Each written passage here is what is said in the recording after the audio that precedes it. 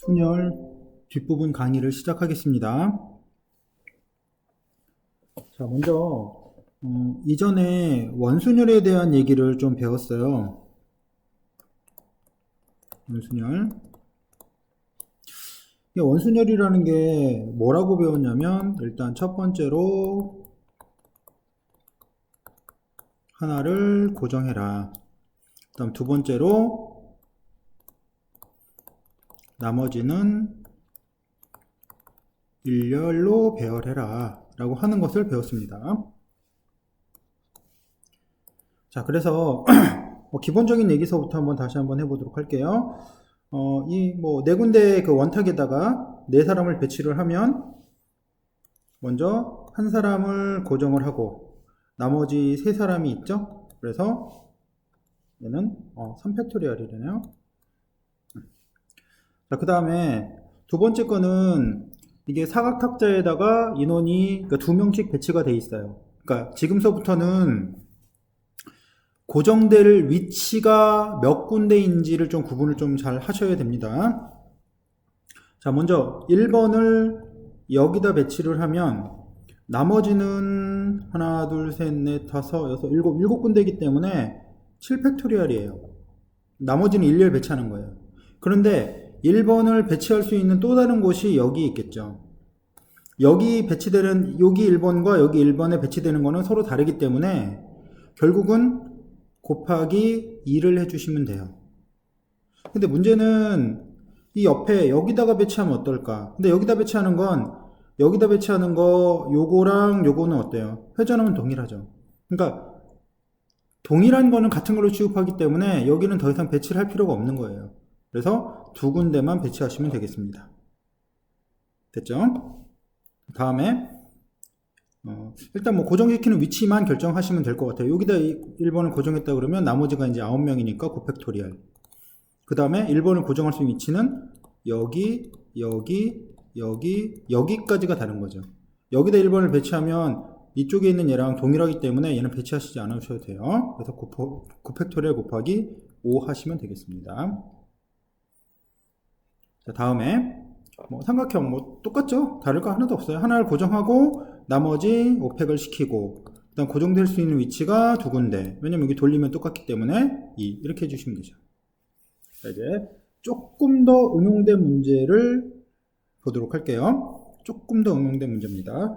자, 얘는 어떻게 배치가 된 거냐면 이렇게 구석으로 배치가 되어 있어서 이거 돌리면은 어떻게 똑같을지 좀 애매하긴 하네요. 자, 일단 그냥 배치를 한번 해봅시다. 1번을 여기다 넣을게요. 그럼 나머지는 하나, 둘, 셋, 넷, 다섯, 여섯, 하나, 둘, 셋, 넷, 다섯, 여섯, 일곱. 이네요 7팩이에요. 그러면 1번을 또 이 옆에다 배치하면은 얘랑은 다른 거죠. 아, 그렇구나. 근데 1번을 여기다 배치하면 여기 있는 요 놈을 90도 회전시키면 얘가 얘로 나오는 거죠. 이렇게.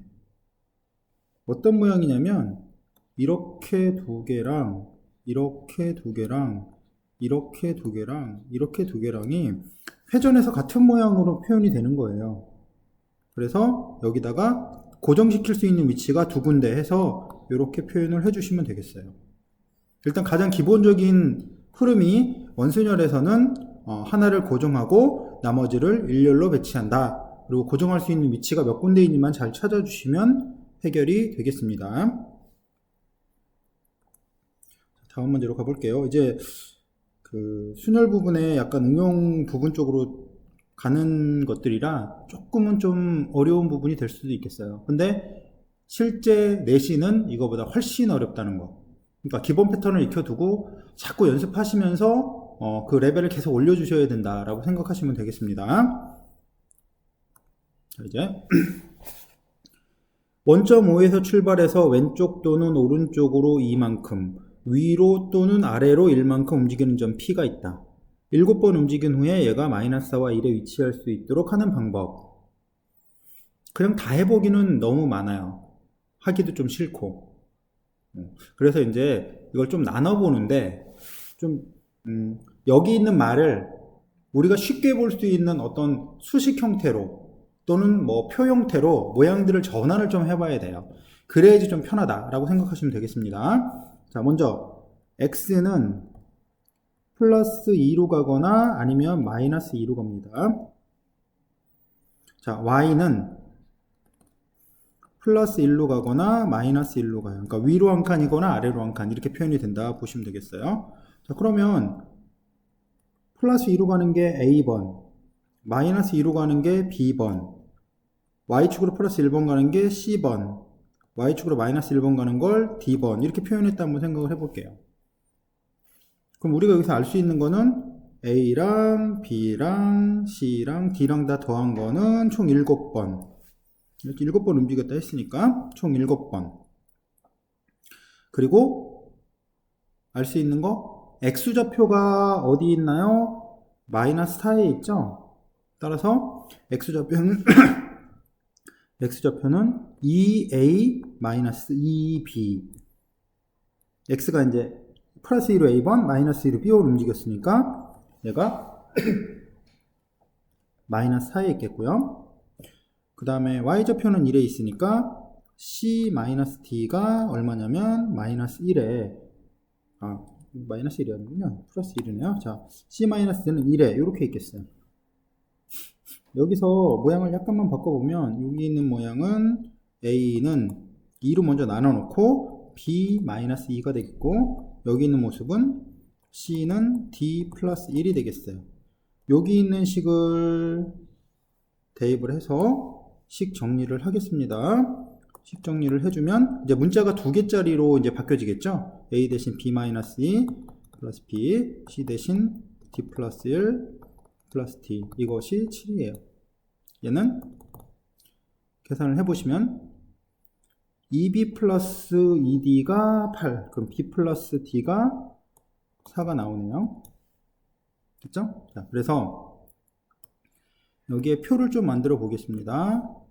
뭐냐면 A, B, C가 나올 수 있는 가능성에 대한 얘기를 한번 좀 적어 보도록 할 거예요. 저는 B 플러스 D가 4인데 지금 여기서 좀 보셔야 될 게 뭐냐면 이게 이제 0, 4, 1, 3, 뭐 2, 2 이렇게 될 수 있는데 지금 여기서 모두가 다 적어도 0번 그러니까 0 이상의 정수들이기 때문에 B가 2 이상이 돼야 돼요. 기본적으로. 그쵸? 그래야지 A가 이제 0부터 시작이 되니까 B가 2일 경우에 D는 2가 되고 B가 2일 경우에는 A는 0이 되겠죠. 그 다음에 D가 2일 경우는 C는 몇이 되냐면 3이 되겠네요. 이런 경우 하나. 자, 그 다음에 B가 3이 되면 D는 1이고 B가 3이니까 A는 1이고 D는 하나 더 더해지니까 2가 되겠어요. 자, 그 다음에 B가 4면 D는 0이고 B가 4면 A는 2고 여기다 다시 집어넣으면 D가 0이면 C는 1이 되겠죠.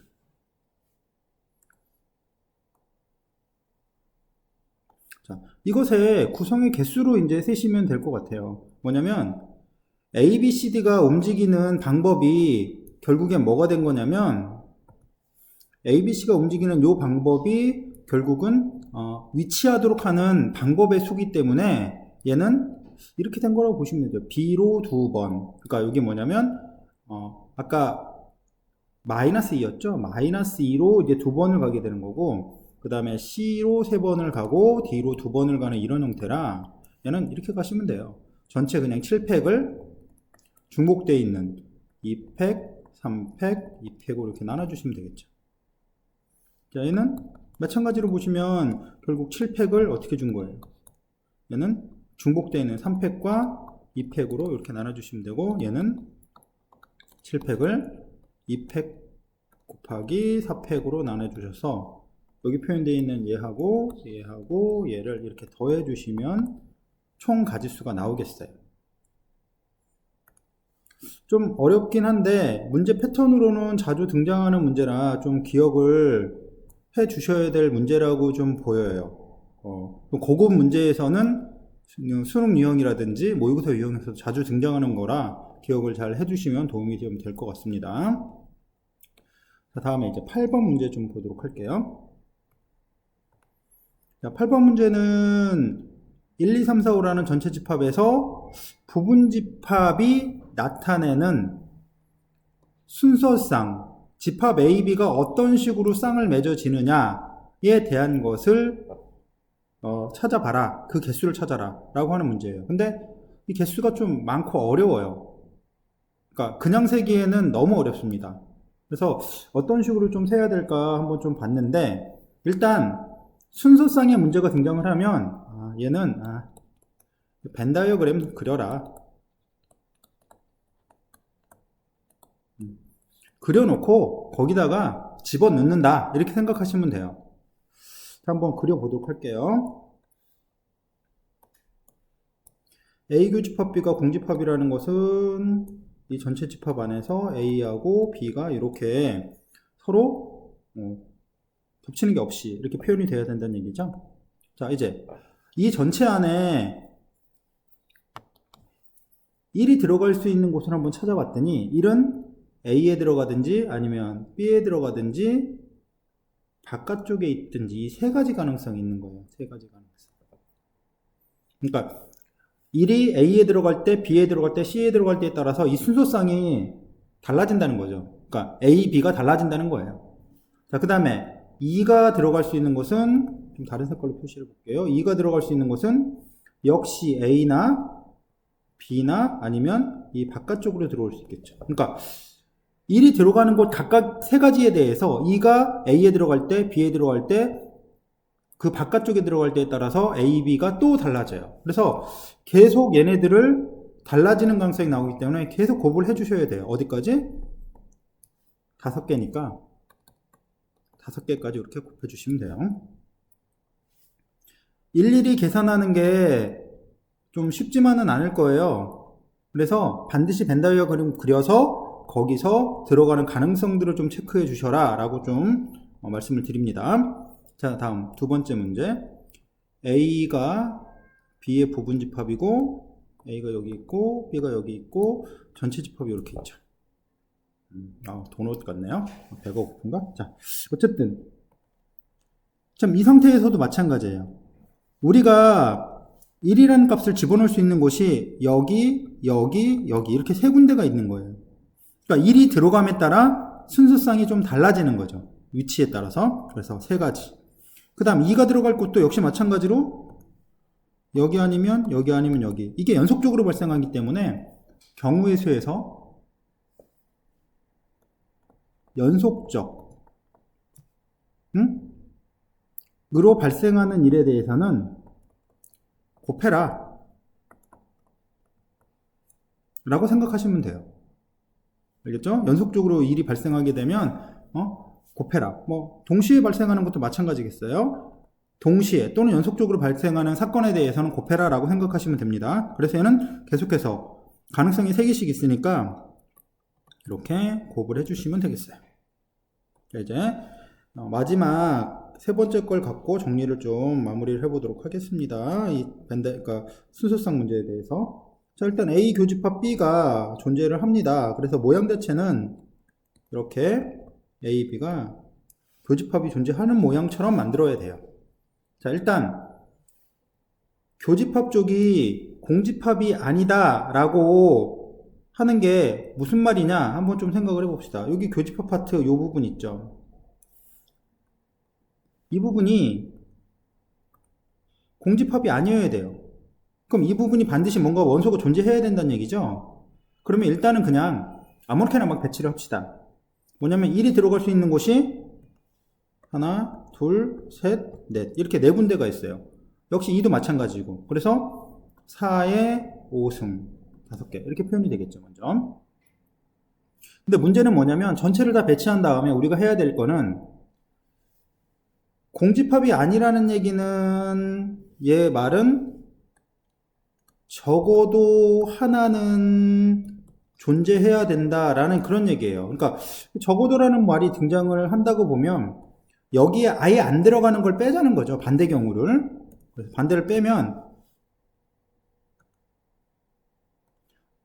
이 자리에 아예 안 들어가야 하기 때문에 어떻게 하냐면 들어갈 수 있는 곳이 세 군데밖에 없는 거죠.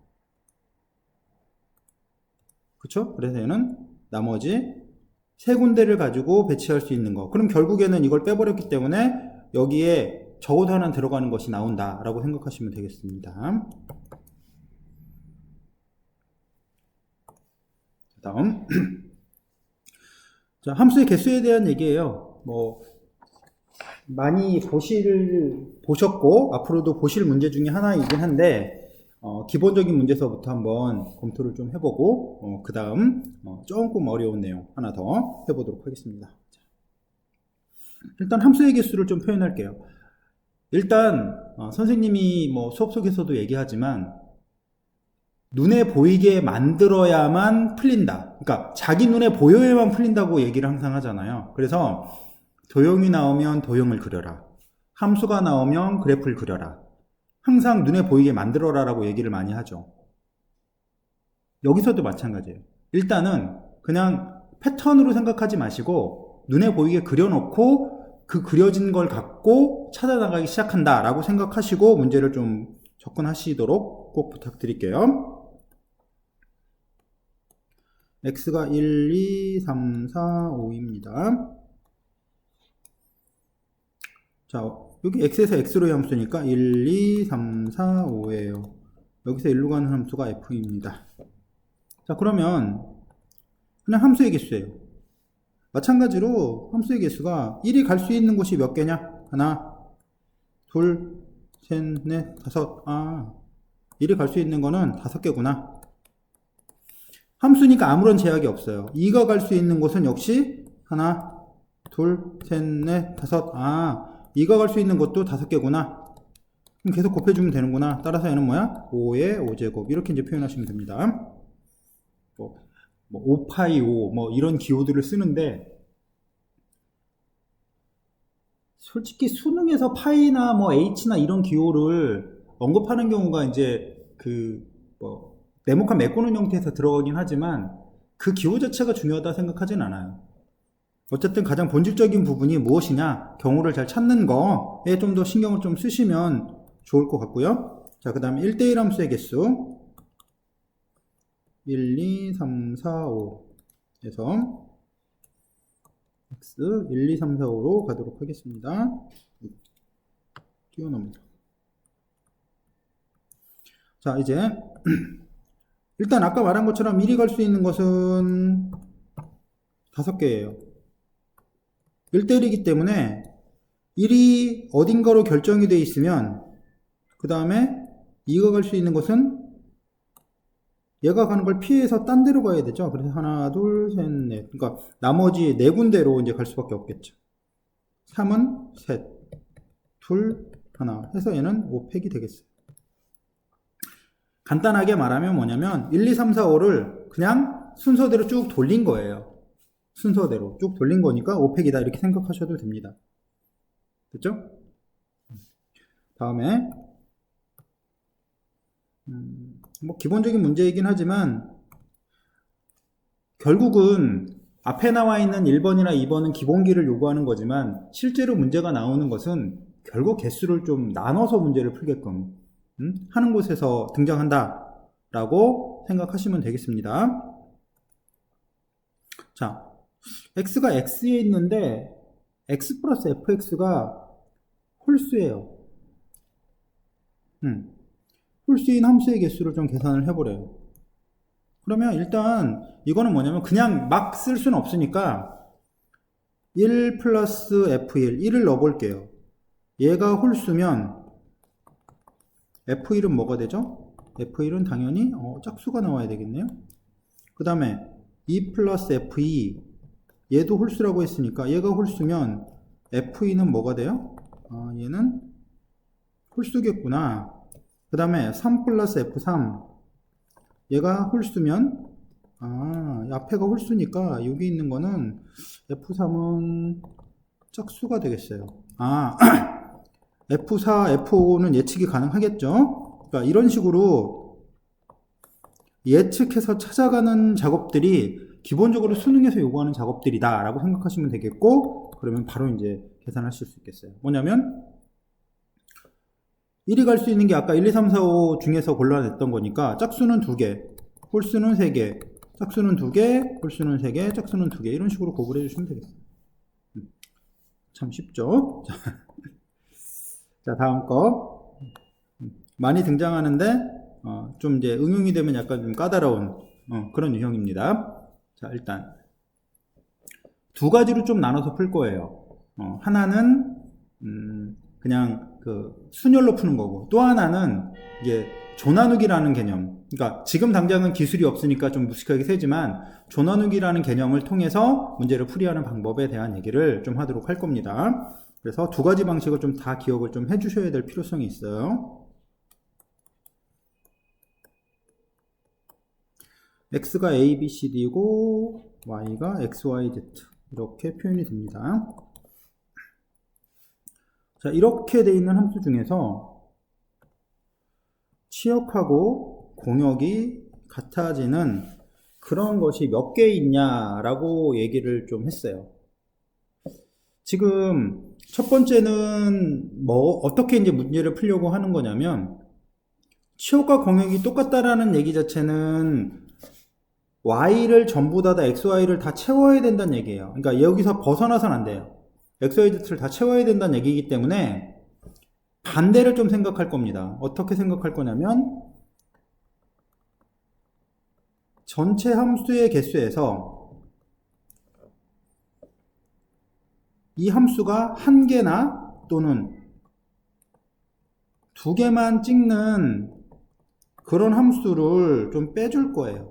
그러니까 개수가 많지 않으니까. 만약 이 개수가 많으면 xyz 이게 많으면 이렇게 하는 게 좀 어려워요. 그래서 그때는 이제 조나누기라는 방법을 쓰는데, 지금은 개수가 많진 않으니까 한 3개 정도 이내이기 때문에 이런 방법으로 반대를 빼는 형태의 방법으로 문제를 좀 해결하도록 할게요. 전체 함수의 개수, 얘가 갈 수 있는 게 3개. 공식 외우지 말고 그냥 얘 3개, 3개. 3의 4승. 이렇게 하는 게 좀 더 편할 것 같긴 해요. 자, 그 다음에 얘네들이 하나로만 다 몰려가는 방법. 이 방법은 세 가지죠. x나 y나 z나 이렇게 하나로 몰려가는 거. 한 개로. 자, 그 다음에 또 두 개로 몰려가는 방법. 여기 이렇게 두 개로 몰려가는 방법을 좀 생각을 해볼까요? 그럼 두 개로 몰려간다는 건 a가 두 개, b가 두 개, c가 두 개, d가 두 개 이렇게 움직이니까 결국은 2의 4승계가 있는데, 이 중에 이제 뭐냐면 이미 뺀 y나 z로만 몰려가는 두 가지가 있어요. 그걸 빼주셔야죠. 그쵸? 그 다음에 이제 여기는 이제 두 개씩 묶는 방법이 이렇게 있죠. 3 컨비네이션 이만큼. 뭐냐면 세 개 중에 두 개를 묶는 거. x, y, y, z, 그럼 zx 이런 세 가지가 있기 때문에 이걸 빼주셔야 돼요. 여기 있는 거는 두 개만 이렇게 찍는 거죠. 그래서 얘를 빼보시면, 계산을 해보시면 이게 36가지. 이렇게 이제 표현이 되겠어요. 그 다음에 두 번째 방법으로 좀 문제를 좀 풀도록 하겠습니다. 두 번째 방법, 아까도 말씀드렸지만 우리가 이제 조나누기라고 얘기하는 A, B, C, D에서 Y가 X, Y, Z로 가는데 지금 이 세 군데를 X와 Y와 Z라고 되어 있는 곳으로 다 찍어야 되기 때문에 여기 있는 애를 조를 좀 나누자는 거예요. 이렇게 세 개로 조 나누기를 하자는 거예요.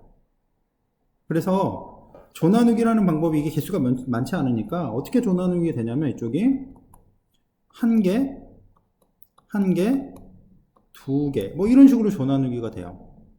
한 개, 두 개로 조 나누기 하는 방법은 한번 좀 써볼까요? 여기 A, B, C, D가 있는데 그냥 두 개짜리만 결정을 해주면 나머지는 저절로 나눠지니까 두 개를 결정하는 방법을 볼게요. A, B, A, C, A, D, B, C. 좀 무식하죠? 아직 공식을 안 배워서 그래요. 조 나누기 공식을. 이렇게 해서 총 6가지가 나와요.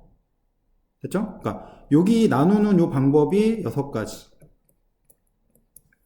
그러니까 6가지로 나눠졌어요. 그 중에 하나의 예를 들어볼까요? 뭐냐면 A와 B와 이렇게 CD가 엮여져 있는 이런 형태로 이제 조가 나눠져 있어요. 그럼 이 애를 어디다 배치를 해야 되냐면 X랑 Y랑 Z에다가 배치를 시켜야 되니까 얘 세 개를 그냥 돌려만 넣으면 되는 거죠. 그래서 얘를 배치하는 방법이 몇 가지냐면 3팩. 따라서 6 곱하기 3팩. 3팩이 6인가요? 66에 36. 이렇게 이제 개수가 똑같이 나오겠죠.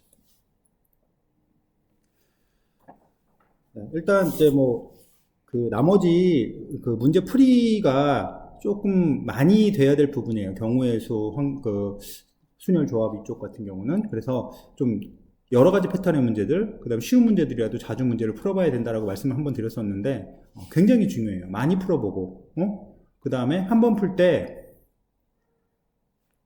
정성을 들여서 문제를 풀어야지, 안 그러면 얘네는, 답이 맞았나 틀렸나 확인이 잘 안 돼요. 한번 풀고 나면. 그렇기 때문에, 한번 풀었을 때 정확도가 굉장히 높아야 된다. 그러니까 꼼꼼히 문제를 봐야 되고, 꼼꼼히 풀어야 된다라는 거 꼭 잊지 마시고, 그리고 다음에는 조합으로 다시 한번 내용을 좀 정리하도록 할게요.